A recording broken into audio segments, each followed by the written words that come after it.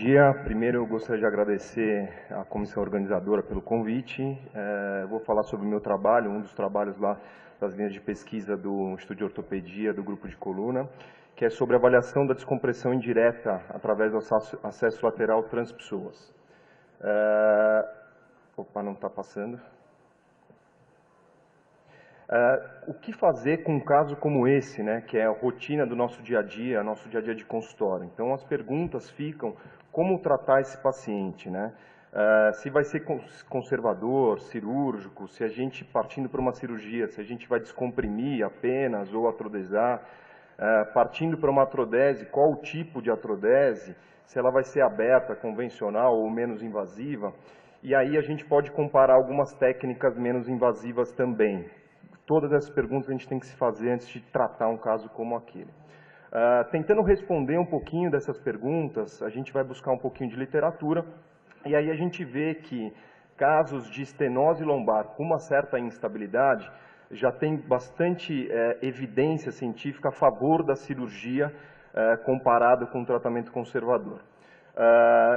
Aí a gente parte para a descompressão isolada ou associada com a artrodese. A gente viu no bloco anterior que a gente tem técnicas muito elegantes para descomprimir apenas, mas a gente tem uma série de trabalhos anterior a isso que a gente mostra uma evidência maior para a fusão. Essa discussão ela veio muito à tona depois desse trabalho, principalmente, que foi publicado no New England, que a gente tem a possibilidade de fazer só uma descompressão. Então, essa é a grande questão aí que a gente fica na cabeça. O que fazer? Mas eu acho que depois disso veio esse comentário desses autores, que, na verdade, uma boa conversa com o seu paciente define muito bem. Você explicando os prós e os contras de cada uma, você define o que fazer. Eu acho que esse é o mais importante, essa é a mensagem. Falando sobre diferença entre cirurgia aberta ou menos invasiva, essa é uma revisão de literatura de 2017 agora, que mostra uma evidência forte para uma melhora da cirurgia menos invasiva em relação à aberta. A gente tem menos perda sanguínea, menor tempo de hospitalização. A cirurgia menos invasiva, sim, é uma cirurgia segura e efetiva no tratamento, e ela também apresenta melhores outcomes funcionais. E aí, a fusão, né? Então, essa salada de fruta, hoje a gente tem diversas possibilidades para a gente corrigir ou fusionar um paciente como esse, né? Por onde entrar, o que fazer, isso acho que vai muito da preferência de cada um e o que você está buscando. Mas eu trouxe aqui uma diferença, na verdade, entre o transforaminal, o acesso transforaminal menos invasivo, que é vamos dizer, uma peculiaridade, uma técnica que nós cirurgiões de coluna estamos mais acostumados, mais treinados do que o acesso anterior ou anterolateral. E nesse trabalho comparativo, também recente, na verdade é o primeiro trabalho que compara as duas técnicas efetivas, um trabalho interessante, multicêntrico, bem feito, bem desenhado. E a verdade é a seguinte, em termos radiológicos, tem uma leve vantagem para correção e manutenção de medidas de disco, forames, mostra uma fusão mais precoce também no acesso lateral. Porém, a maior área do canal a ser descomprimida, ou que foi descomprimida, para o transforaminal. E, na verdade, o que importa são os achados clínicos em tudo isso, que no final de 1, 2 anos, as técnicas são muito semelhantes. Talvez o XLIF, eles mostram que o acesso lateral em si mostra uma melhora um pouco mais rápida do que o transforaminal. Isso também fica mais fácil de ver por conta da fusão mais precoce. Então, falando sobre o meu trabalho, sobre o acesso lateral e porquê dessa escolha, essa é só uma visão geral de como o paciente fica. Sempre a gente tem que monitorar. Por que a gente tem que monitorar? A gente vai ver um pouquinho mais para frente, mas quando a gente indica e parte para um acesso lateral, um acesso extremo lateral, a gente tem que ter essa anatomia na cabeça para abordar os níveis da coluna lombar, isto é, pensar lateral. E aqui a gente tem que entender muito bem onde estão a posição dos vasos, como é que estão essas facetas articulares e principalmente como é e como está esse músculo psoas, que a gente está falando de uma técnica transpsoas. Então, falando do psoas, a gente tem que ter muito bem na cabeça o plexo lombar, porque são esperados eventos adversos e a gente precisa entender para não ter surpresa depois e saber como explicar para o seu paciente depois que aquilo é um evento adverso e que isso pode e vai melhorar com o passar do tempo. Então, só falando da descrição da técnica que foi feita lá em 2006, aí a gente tem 12 anos de descrição dessa técnica, até o Dr. Pimenta é o descritor dessa técnica inicial. O grande objetivo dessa técnica é a gente promover uma descompressão indireta do canal, isto é, não tocar nos nervos.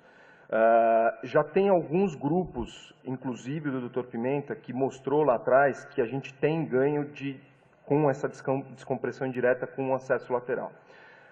Buscando na literatura, esses tipos de trabalhos são diferentes metodologias, mas todos mostram que sim, é eficaz essa descompressão indireta por esse acesso.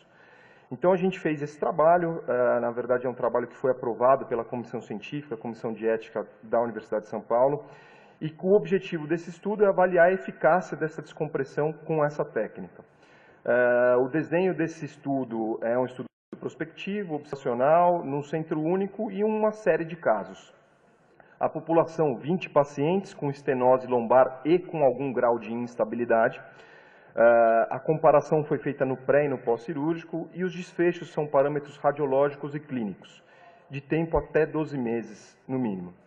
Critério de inclusão, pacientes esqueleticamente maduros, né, com diagnóstico de estenose central ou lateral, que tenham um índice de Oswestry maior que 30 pontos, uma escala visual analógica maior que 4, e não ter sido responsivo ao tratamento conservador por 6 meses ou mais. Exclusão, na verdade, tem todos esses aqui, mas o que mais chama atenção é a cirurgia prévia de fusão no nível a ser abordado e as facetas bloqueadas. Então, o tratamento foi feita a fusão intersomática através do acesso lateral transpessoas no Instituto de Ortopedia. Isso aqui é só um videozinho da visão de como que a gente faz e como a gente vai ganhando altura e através da ligamentaxia a gente vai tendo essa descompressão do canal. Os desfechos clínicos a gente tem, foi feito no pré-operatório 6 semanas, 3, 6 e 12 meses. A gente mediu a escala visual tanto axial, lombar, quanto nas pernas e o índice de Oswestry. Anotamos complicações e reoperações também. Nos desfechos radiológicos, as radiografias foram pedidas em todas as visitas, né, e a ressonância nuclear foi feita no pré, nuclear magnética foi feita no pré e no pós-operatório, com algumas medidas, e todo esse trabalho foi feito e armazenado no sistema do HC, no PACS do HC.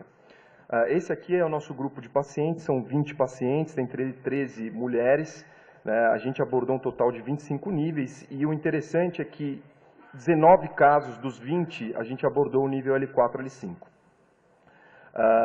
A gente não teve nenhuma complicação intraoperatória, a gente teve uma média de estadia de 2 dias, estadia hospitalar, a gente não teve plexopastia persistente há mais de 6 semanas, a gente teve um caso em que a paciente, na hora da alta, ela teve um acidente vascular cerebral e a gente perdeu o segmento, já estava andando, estava indo embora para casa feliz, sem dor, perdemos o segmento porque ela VCESou. E um caso a gente teve um afundamento do implante, na verdade a gente teve uma dificuldade porque teve um evento adverso, o paciente ele teve uma alergia aos eletrodos que a gente usou no HC, e aí a gente teve que abortar a suplementação que estava programada, é só esse aqui o exemplo, mas a gente teve que voltar porque o paciente tinha dor lombar, não a questão da descompressão a gente não perdeu. Esses aqui são os nossos resultados, onde a gente tem uma melhora significativa do índice de Oswestry, das escalas analógicas, tanto para a perna quanto axial, para as pernas quanto axial. De resultados radiológicos, a gente teve uma melhora muito grande, acima de 23%, 24% de ganho de medidas, né, tanto na área do canal, quanto no diâmetro, quanto na área do forame e altura do forame. E aí, para exemplificar isso, a gente traz um exemplo de caso de uma paciente de 64 anos que tinha dor na região lombar crônica, com irradiação para os membros inferiores e piorava a extensão. Foi proposta a cirurgia e foi realizada. Essa aqui eram as imagens pré-operatórias, onde a gente vê uma instabilidade e uma espondilolistese grau 1. Essa aqui eram as imagens de ressonância, onde a gente vê uma estenose do canal e uma estenose foraminal também associada. Aqui a gente consegue ver no T1 a estenose foraminal. Tá? Isso aqui é depois da cirurgia já, uma radiografia no 3º mês, onde a gente teve uma redução importante da espondilolistese, ganham altura discal, e com essa altura discal, na ressonância, a gente vê que a gente conseguiu descompressão indireta do canal. Isso aqui é a comparação entre o pré e o pós, a gente vê nitidamente que a gente teve um ganho muito grande dessa área, tanto no axial quanto no sagital. Ganhamos amplitude no diâmetro anteroposterior e como conclusão desse trabalho, a gente em casos selecionados de estenose degenerativa com instabilidade, é possível conseguir o restauro das dimensões dos forames e do canal, da área central do canal, com a técnica sem utilizar a descompressão direta. Com o restauro dos espaços anatômicos, a melhora clínica ela é muito visível. E também chegamos à conclusão que é uma opção segura com baixa taxa de complicação e reoperação. Obrigado.